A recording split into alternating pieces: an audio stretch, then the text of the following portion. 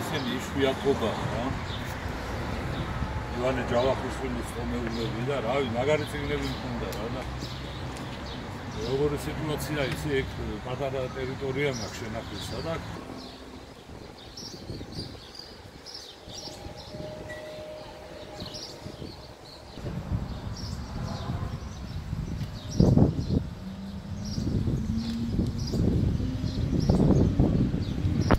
პადვარში მქონდა ესენი მაღაზია მაქვს იმაში თბილისში ხო და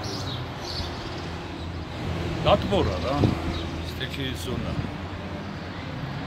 რამდენი წიგნია? ხა რაოდენობაში რა გითხრა სადღაც ერთი მინიმუმ 15000 ლარის ზარალი მივიღე